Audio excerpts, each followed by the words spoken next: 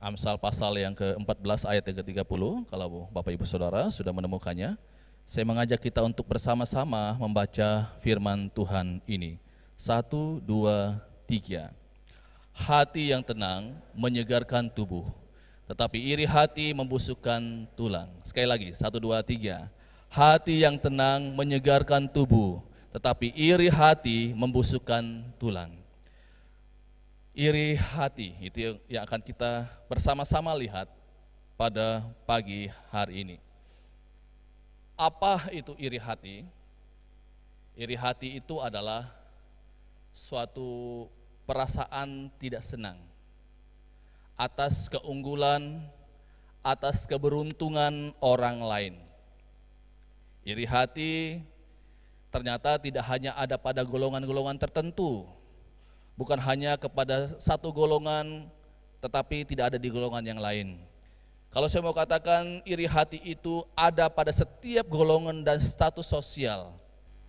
Iri hati itu adalah suatu kemarahan yang muncul bukan karena direndahkan oleh orang lain. Iri hati bukan karena kita direndahkan, tetapi karena orang lain ditinggikan. Iri hati itu bukan karena kita dirugikan, tetapi karena orang lain diuntungkan. Iri hati itu bukan karena kita turun jabatan, tetapi karena orang lain naik jabatannya. Iri hati itu bukan karena kita diejek, tetapi karena orang lain diberikan pujian. Intinya, iri hati itu adalah tidak suka melihat keberhasilan, keberuntungan orang lain. Maunya dia sendiri saja yang lebih baik, maunya sendiri dia saja yang berhasil dan orang lain jangan berhasil. Kira-kira seperti itu inti dari iri hati. Tidak mau orang lain mengalami yang namanya keberuntungan dan keberhasilan dalam hidupnya. Dan iri hati itu, saudara, adalah dosa yang paling tidak mengenakan. Saya sudah lupa berapa kali saya mengucapkan kalimat ini, tetapi saya ulang lagi. Iri hati adalah dosa yang paling tidak mengenakan. Mengapa saya katakan demikian? Bapak Ibu coba cari apa saja hal-hal yang bisa mengenakan ketika ada orang yang iri hati. Dosa-dosa yang lain, oke lah, kita bukan berarti saya menganggap bahwa dosa yang lain itu lebih bagus kita lakukan, bukan. Tetapi kalau kita coba melihat, ada keuntungan-keuntungan secara negatif di dosa-dosa yang lain. Misalnya orang mencuri, waktu dia mencuri dan kalau dia tidak ketahuan atau dia korupsi, minimal dia bisa makan, menikmati hasilnya, dan dia mungkin bisa ke luar negeri, bisa berjalan-jalan menggunakan hasil korupsinya. Atau dosa perzinahan, dosa percabulan, minimal dia bisa menikmati satu kenikmatan kedagingan, meskipun itu hanya kenikmatan sesaat saja. Tetapi Bapak Ibu, saya tidak menemukan satu pun keuntungan dari iri hati. Justru yang ada adalah selalu rasa tidak senang, selalu rasa tidak puas dengan apa yang dicapai oleh orang lain. Lihat orang lain, nanti muncul iri hati. Jadi tidak ada keuntungan yang didapatkan orang-orang yang iri hati. Pada pagi hari ini saya akan mengajak kita memperhatikan beberapa catatan Alkitab.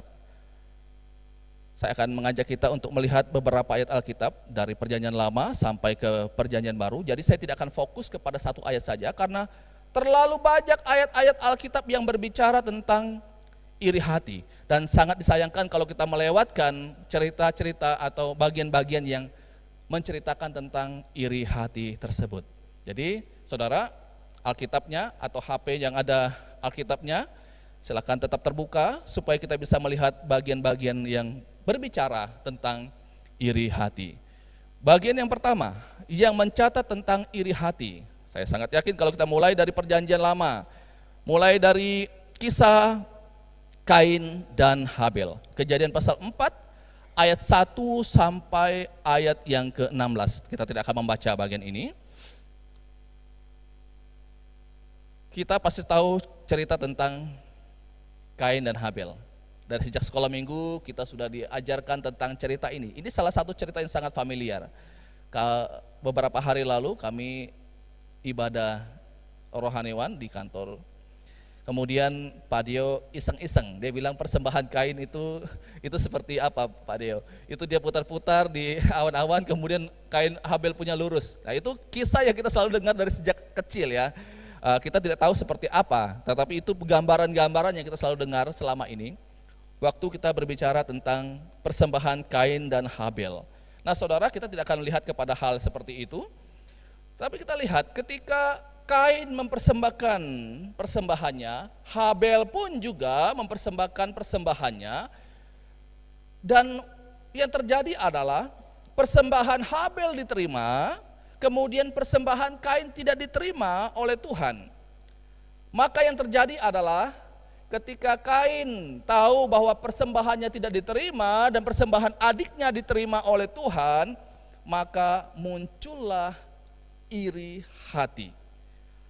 Kain menjadi iri kepada adiknya sendiri, saudaranya sendiri. Kalau kita coba melihat dalam bagian ini berbicara dalam konteks memberikan persembahan. Lebih spesifik lagi, ini berbicara tentang pelayanan.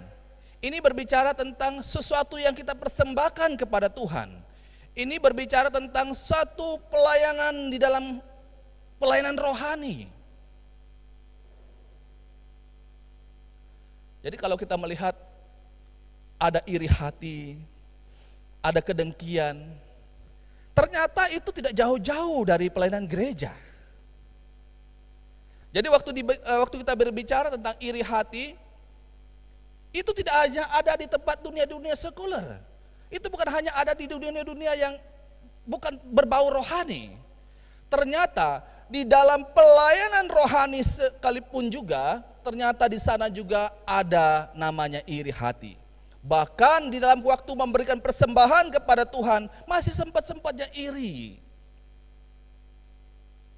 Melihat kelebihan orang lain, melihat orang lain itu mungkin selalu dipercayakan. Dan dilihat, oh kok saya kurang, kok saya tidak dipercayakan, kenapa hanya dia dipercayakan. Jadi kalau kita melihat iri hati, tidak hanya ada di luar sana, tetapi dalam konteks gereja, dalam konteks pelayanan, itu ada. Kita tidak bisa menutup mata terhadap hal ini. Iri hati itu tidak jauh dari kita, mungkin dia ada di samping kita atau mungkin ada dalam diri kita. Ini kita lihat fakta yang pertama, bahwa iri hati ternyata ada dalam dunia pelayanan. Dan perlu kita mawas diri terhadap hal ini.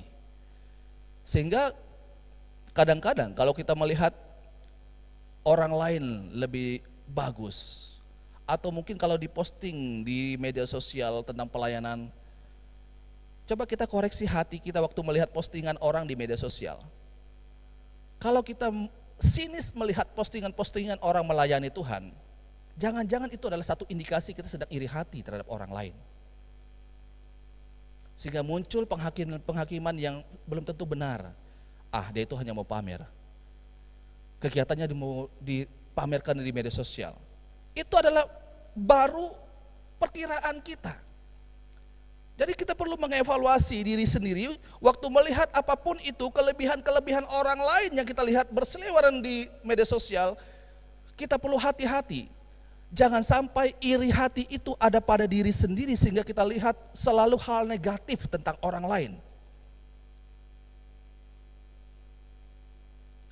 Setelah persembahan Kain tidak diterima, apakah hanya berhenti sampai di situ? Alkitab mencatat dengan sangat jelas. Kain kemudian membawa adiknya keluar. Dan yang dilakukan adalah membunuh adik kandungnya sendiri. Mengapa ia lakukan? Mengapa sampai terjadi pembunuhan? Itu bermula dari yang namanya iri hati. Ini sesuatu yang sangat-sangat berbahaya. Kita lihat kisah yang kedua yang berbicara tentang iri hati. Kejadian pasal 37 tentang anak-anak daripada Yakub. Saudara-saudara dari Yusuf iri hati kepada Yusuf. Kita buka dalam Kejadian pasal 37 ayat yang ketiga. Mari kita lihat bagian ini. Kejadian pasal 37 ayat yang ketiga. Saya baca untuk kita. Israel lebih mengasihi Yusuf dari semua anaknya yang lain, sebab Yusuf itulah anaknya yang lahir pada masa tuanya, dan ia menyuruh membuat jubah yang maha indah bagi dia. Apa yang membuat mereka iri kepada Yusuf? Karena ternyata ayah mereka lebih sayang, lebih mengasihi Yusuf daripada yang lainnya. Ditambah lagi Yusuf menceritakan tentang mimpinya kepada saudara-saudaranya. Itu dalam ayat yang ke-7. Kejadian pasal 37 ayat yang ke-7, saya akan baca untuk kita. Ayat 7, ayat 8. Tampak kita sedang di ladang mengikat berkas-berkas gandum. Lalu bangkitlah berkasku dan tegak berdiri. Kemudian datanglah berkas-berkas kamu sekalian mengelilingi dan sujud menyembah kepada berkasku itu. Ayat 8. Lalu saudara-saudaranya berkata kepadanya, apakah engkau ingin menjadi raja atas kami? Apakah engkau ingin berkuasa atas kami? Jadi makin bencilah mereka kepadanya karena mimpinya dan karena perkataannya itu. Makin benci, dikatakan Alkitab. Makin bencilah mereka terhadap Yusuf. Sehingga ketika saudara-saudara daripada Yusuf menggembalakan kambing domba, ayah mereka Yakub menyuruh dia untuk pergi melihat bagaimana keadaan mereka. Apakah mereka baik-baik saja? Sekarang kita lihat di dalam ayat yang ke-18. Kejadian pasal 37 ayat yang ke-18. Di sana mengatakan begini. Dari jauh ia telah kelihatan kepada mereka, tetapi sebelum ia dekat pada mereka, mereka telah bermufakat mencari daya upaya untuk membunuhnya. Kemudian lanjut ayat yang ke-20. Sekarang marilah kita bunuh dia dan kita lemparkan ke dalam salah satu sumur ini. Lalu kita katakan, seekor binatang buas telah menerkamnya. Dan kita akan lihat nanti bagaimana jadinya mimpinya itu.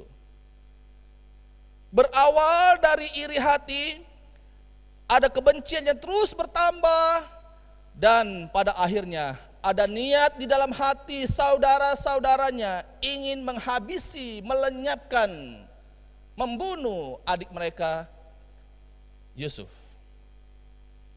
Di sini kita lihat iri hati bukan hanya terjadi dalam dunia pelayanan, dalam dunia rohani, tetapi sesama keluarga pun juga seperti itu. Dan memang nanti kita akan lihat beberapa catatan Alkitab, semuanya dari kejadian Kain dan Habel itu bersaudara. Kemudian masuk di dalam kisah Yusuf itu orang bersaudara juga yang baku iri. Kemudian nanti kita lihat setelah ini, sama-sama itu adalah lingkup saudara.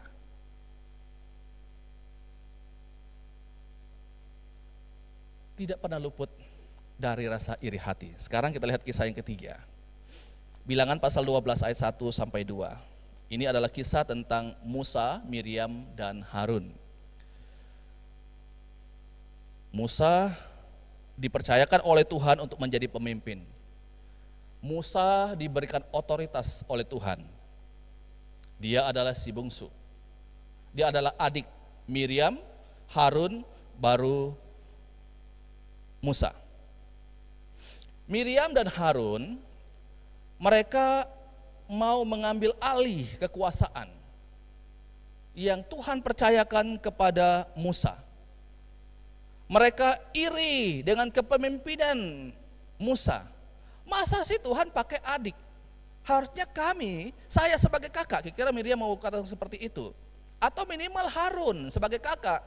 Kenapa harus Musa yang adik yang dipercayakan? Dia junior, kami yang senior yang harusnya Tuhan pakai. Sehingga apa yang mereka lakukan? Kita baca ayat yang kedua, Bilangan pasal 12 ayat yang pertama. Miriam serta Harun mengatai Musa berkenaan dengan perempuan Kus yang diambilnya, sebab ia memang telah mengambil seorang perempuan Kus. Dan kemudian kita lanjut ayat yang kedua. Kata mereka, sungguhkah Tuhan berfirman dengan perantaraan Musa saja? Bukankah dengan perantaraan kita juga ia berfirman? Dan kedengaranlah hal itu kepada Tuhan. Waktu mereka kemudian melihat bagaimana Tuhan mempercayakan Musa memimpin bangsa Israel, mereka berpikir, masa Tuhan hanya pakai dia, Tuhan juga bisa pakai saya. Dan apa yang mereka lakukan? Mereka mencari alasan yang masuk akal, yang bisa membuat Musa ini akan dijatuhkan dari jabatannya. Mereka memberikan tuduhan kepada dia adalah mengatakan, Musa ini telah mengambil seorang perempuan Kus. Ini bagi mereka sesuatu yang tidak pantas untuk dilakukan.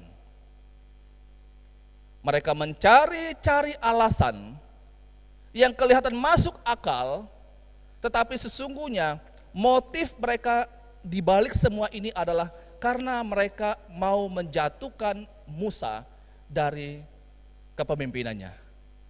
Kalau Bapak Ibu membaca ayat 3 selanjutnya, Tuhan kemudian mendatangkan kusta kepada mereka, bukan? Kepada Miriam. Kalau Tuhan memang tidak setuju dengan Musa mengambil istri perempuan orang Kus itu, pasti Tuhan sudah menghukum Musa. Tetapi yang terjadi adalah Tuhan menghukum Miriam, Tuhan menghukum Harun karena sikap mereka terhadap Musa yang Tuhan telah percayakan. Tuhan mendatangkan kusta kepada mereka. Saudara,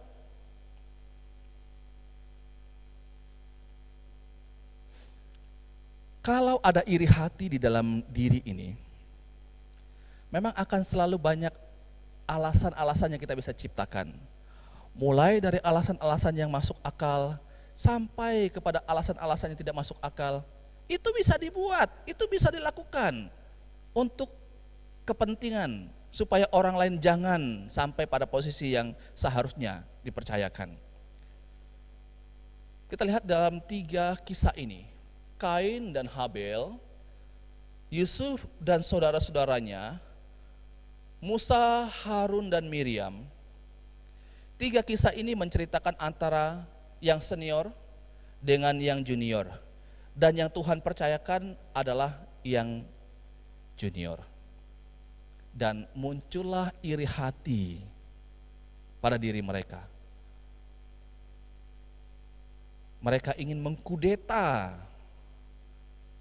Musa dengan jabatannya dan menciptakan informasi-informasi yang kelihatannya, kedengarannya baik, tetapi itu tidak sesuai dengan kehendak Tuhan, sehingga Tuhan memberikan penghukuman kepada mereka. Kita lanjut kepada kisah yang keempat, kisah Saul dan Daud. Ini antara atasan dan bawahan. Saul dan Daud, kita tahu tentang kisah ini dalam 2 Samuel. Mari saya mengajak kita untuk membuka.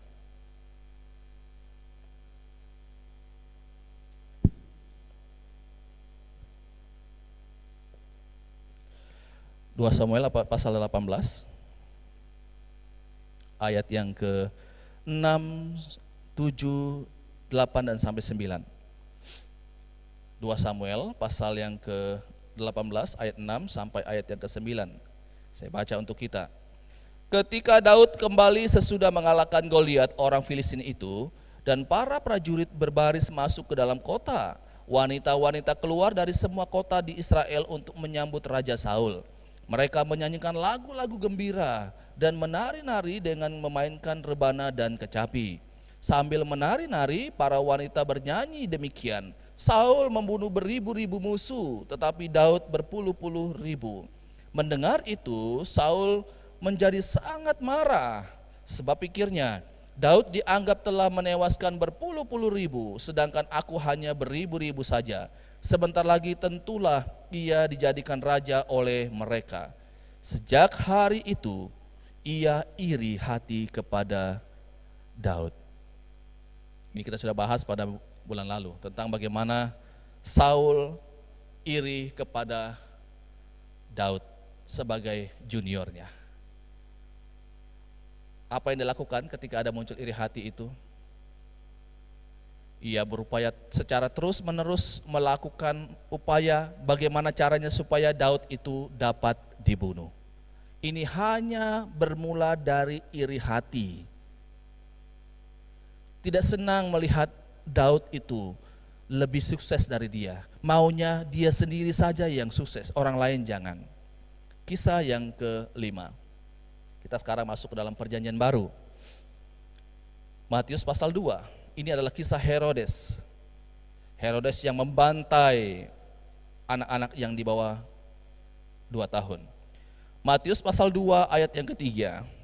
Matius pasal yang kedua ayat yang ketiga.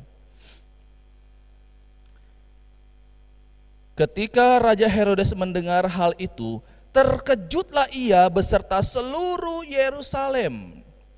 Terkejutlah ia. Waktu mendengar kabar bahwa akan lahir seorang raja. Kemudian ayat yang ke-16, ketika Herodes tahu bahwa ia telah diperdayakan oleh orang-orang Majus itu, ia sangat marah.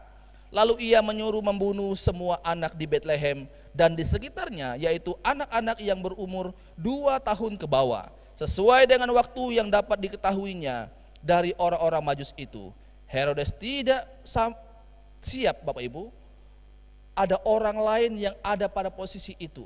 Dia tidak siap ada orang lain yang akan menggantikan posisinya. Lagi-lagi ini dia tidak mau disaingi. Sehingga apa yang dia lakukan? Membunuh. Dan bukan cuma 1 anak, ada banyak anak. Lebih dari 10 anak yang pasti dibunuh.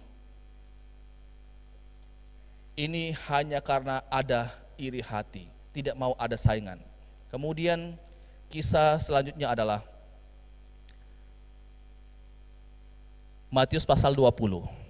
Matius pasal 20 ayat 1 sampai ayat yang ke-15.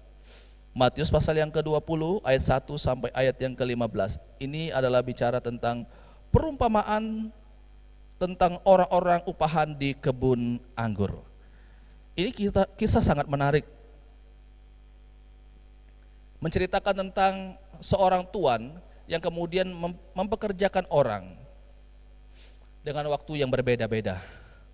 Mulai dengan orang dipekerjakan pada pagi benar.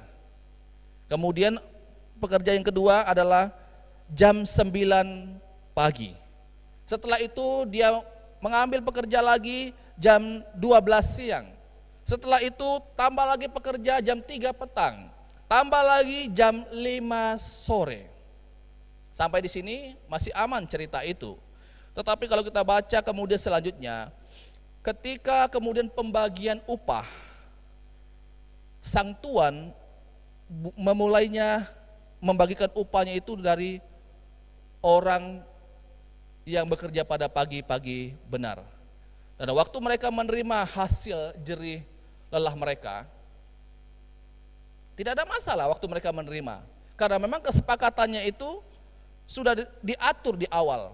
Dan tuannya tidak mengambil sedikit pun kesepakatan itu, tidak mengurangi hasil kesepakatan mereka.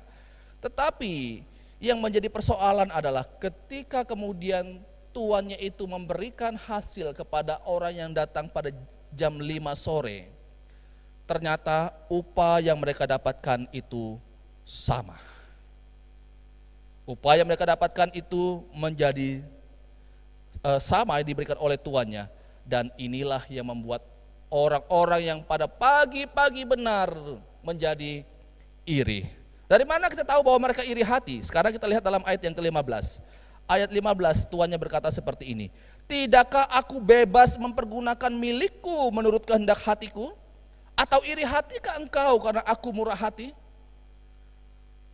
Persoalan mereka adalah bukan karena tuannya mengambil hak mereka, tetapi karena mereka melihat kenapa Tuhan berkati orang lain sama seperti kami. Saya sudah berjerih lelah bekerja. Harusnya saya dapat lebih, dia tidak boleh dapat seperti saya.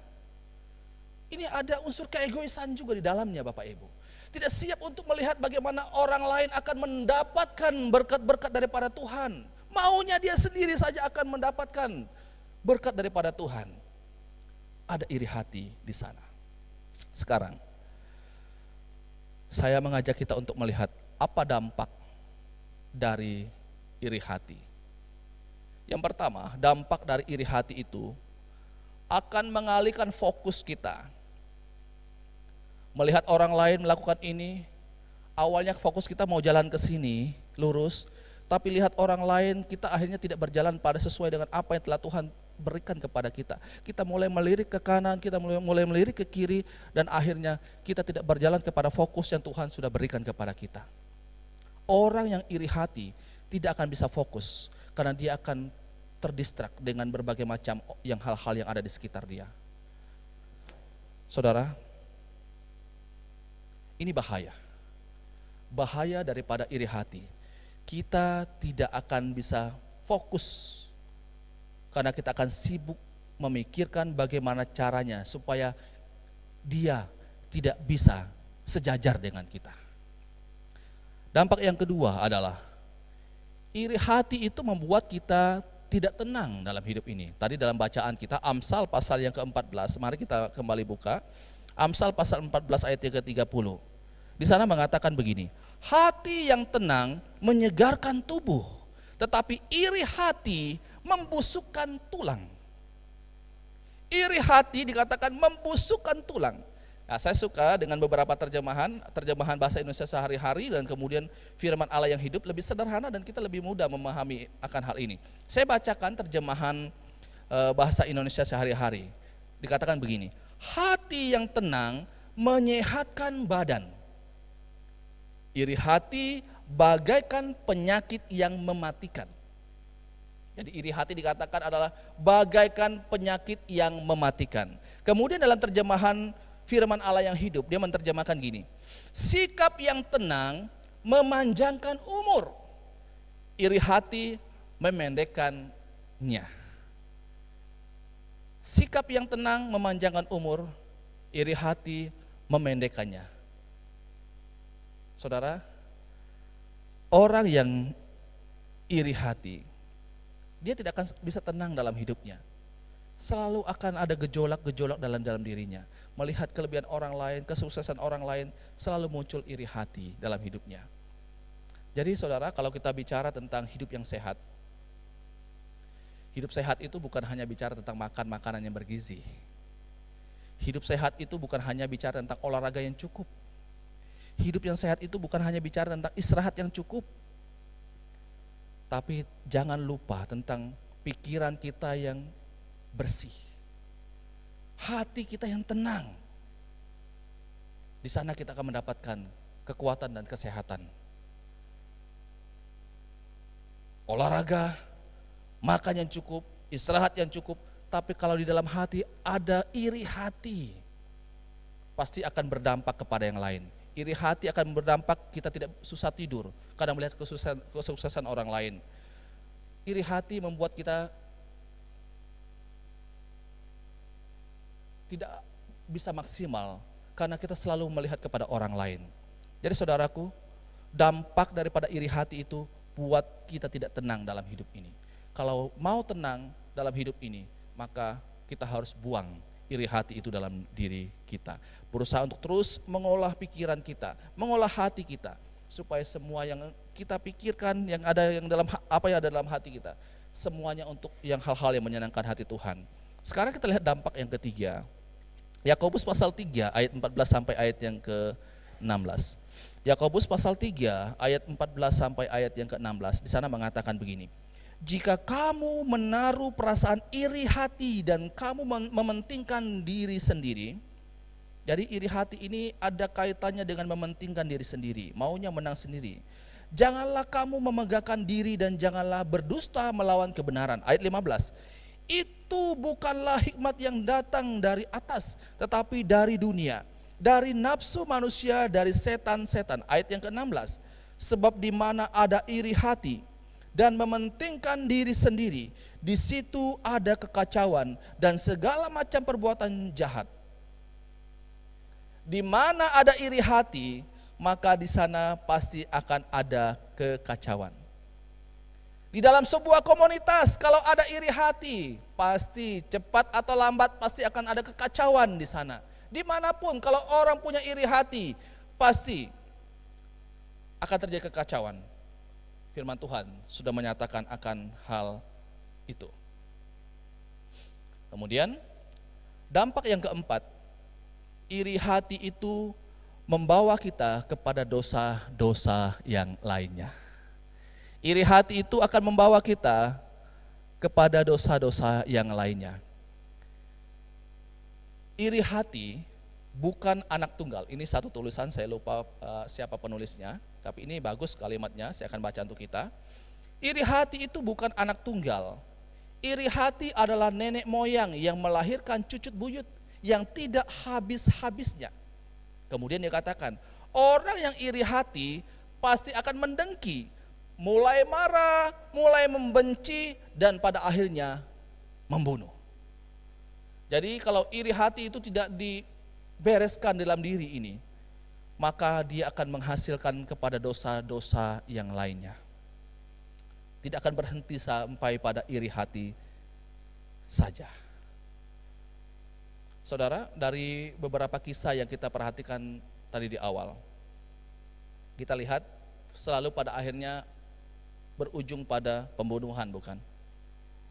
Tidak hanya berhenti sampai pada iri hati. Kain iri dan pada akhirnya dia bunuh. Saul juga seperti itu, akhirnya dia mau membunuh tetapi tidak bisa. Saudara-saudara daripada Yusuf, mereka juga berupaya untuk membunuh, pada akhirnya Tuhan menggagalkan rencana mereka ini. Herodes, karena dia iri hati, tidak mau ada saingan, dia membantai anak-anak di bawah 2 tahun di Bethlehem. Saudaraku, yang terakhir, iri hati adalah bentuk pemberontakan kita kepada Tuhan. Ini yang mengerikan. Mungkin selama ini kita berpikir bahwa iri hati itu ya dosa-dosa seperti itu. Tetapi sesungguhnya kalau kita lihat lebih dalam lagi, ternyata iri hati itu adalah bentuk daripada pemberontakan kita kepada Tuhan. Sekarang pertanyaannya, mengapa dikatakan bahwa iri hati itu adalah bentuk pemberontakan kita kepada Tuhan? Karena ketika kita iri, kita akan mulai membuat perbandingan dengan orang lain. Mengapa dia lebih baik dari saya? Mengapa dia lebih diberkati dari saya? Dan ujung-ujungnya apa yang kita lakukan? Ujung-ujungnya tidak hanya berhenti sampai pada mempersalahkan orang tersebut, kenapa dia lebih sukses. Ujung-ujungnya yang akan kita salahkan adalah Tuhan. Tuhan, kenapa engkau buat dia lebih sukses? Saya kok tidak? Kalau Bapak Ibu yang mengikuti pembacaan satu perikop satu hari pada Habakuk dalam beberapa minggu hari yang lalu, Habakuk juga mempertanyakan kepada Tuhan. Dia melihat kejahatan yang dilakukan oleh orang-orang Yehuda. Dan dia sampai berdoa sama Tuhan, sampai berapa lama mereka seperti itu? Mereka aman-aman saja Tuhan. Karena dia melihat dia melakukan satu perbandingan antara dirinya, orang Yehuda. Dan ketika Tuhan menghukum, memakai orang bangsa kafir menghukum orang Yehuda, Habakuk juga menjadi marah, komplain sama Tuhan. Harusnya orang jahat ini juga Tuhan hukum. Tetapi kenapa Tuhan pakai mereka menjadi alat di dalam tangan Tuhan untuk menghukum orang-orang Yehuda? Kenapa ini terjadi? Karena ada perbandingan. Melihat kenapa yang lain Tuhan berkati, kenapa saya tidak? Saudara, ini berbahaya. Jadi iri hati itu bukan hanya dosa yang kelihatan simpel, tetapi iri hati itu adalah sebagai bentuk pemberontakan kita kepada Tuhan. Yang penting hari ini adalah bagaimana cara kita mengatasi supaya kita tidak terus hidup di dalam iri hati. Yang pertama, kita harus menyadari bahwa setiap orang itu rentan terhadap dosa iri hati. Setiap orang, termasuk saya, termasuk saudara, semua kita rentan terhadap dosa iri hati. Kita harus akui ini dulu. Kita tidak bisa katakan, oh saya tidak mungkin iri hati. Padahal dalam hati kencang itu bercokol rasa iri itu. Jadi kita harus sampai pada satu pemahaman, iya Tuhan, saya sadar bahwa dosa itu rentan sekali. Saya mudah juga jatuh di dalam dosa itu. Setelah kita menyadari bahwa kita rentan sekali jatuh di dalam dosa, maka yang kedua kita lakukan adalah mengaku itu di hadapan Tuhan. Waktu kita jatuh dalam dosa iri hati, orang lain mungkin tidak lihat itu, tapi kita dengan Tuhan selesaikan, mohon ampun dengan Tuhan. Yang kita bisa lakukan selanjutnya, bagaimana cara mengatasinya? Berhenti untuk membandingkan diri kita dengan orang lain. Berhenti untuk membandingkan antara kita dan orang lain. Tuhan menciptakan kita itu tidak sama. Ini harus kita paham. Masing-masing orang itu berbeda. Tuhan juga kasih kemampuan kepada tiap-tiap orang itu berbeda. Matius pasal 25 menceritakan akan hal itu, bukan? Tentang talenta. Ada yang dapat 5, ada yang dapat 2, dan ada yang dapat 1. Tidak sama talenta ini diberikan kepada mereka. Diberikan sesuai dengan kemampuan. Jadi kita harus memahami bahwa Tuhan itu kasih kemampuan yang berbeda. Saya tidak boleh membandingkan antara kemampuan saya dan kemampuan orang lain. Kalau kita sibuk melihat kemampuan orang lain, kita lupa untuk mengembangkan potensi-potensi yang Tuhan kasih di dalam diri kita. Hal yang berikut, bagaimana cara kita mengatasi iri hati itu dalam diri ini? Terus bersyukur, belajar bersyukur dengan apa yang Tuhan telah berikan kepada kita. Bersyukur dengan apa yang kita miliki. Kemampuan-kemampuan yang Tuhan kasih kepada kita, kita perlu syukuri itu. Sekecil apapun kemampuan itu, mungkin hanya 1 talenta yang Tuhan kasih, kita syukuri itu. Apa yang telah Tuhan berikan kepada kita. Dan selanjutnya adalah, di dalam hal ini tentu kita tidak akan pernah bisa berjuang sendiri. Kita butuh pertolongan daripada kuasa Roh Kudus. Kuasa Roh Kudus yang akan memampukan kita untuk boleh mengatakan tidak kepada iri hati. Ketika itu muncul dalam diri kita ini, kita mohon pertolongan daripada kuasa Roh Kudus untuk menolong kita mengatasi dosa iri hati. Bagaimana caranya kita tahu kalau kita ini ada pada iri hati? Kan kadang-kadang orang lain tidak bisa lihat itu. Hanya kita dengan Tuhan yang bisa menilai itu kita iri atau tidak. Salah satu cara yang kita bisa lihat untuk menguji, mengevaluasi diri ini, apakah kita ada pada iri hati atau tidak. Waktu saya dan saudara melihat kelebihan-kelebihan pada orang lain, bagaimana perasaan kita? Apa yang sedang kita pikirkan? Waktu kita melihat keberhasilan, kesuksesan orang lain, dan kalau kita datang, selamat ya keberhasilanmu, puji Tuhan, dan kita senang dengan keberhasilan orang lain. Atau kalau kita lihat keberhasilan orang lain dan kemudian kita tidak bisa mengatakan selamat dan juga tidak bisa bersyukur dengan berkat yang Tuhan kasih kepada orang tersebut, itu adalah indikasi ada iri hati dalam diri ini.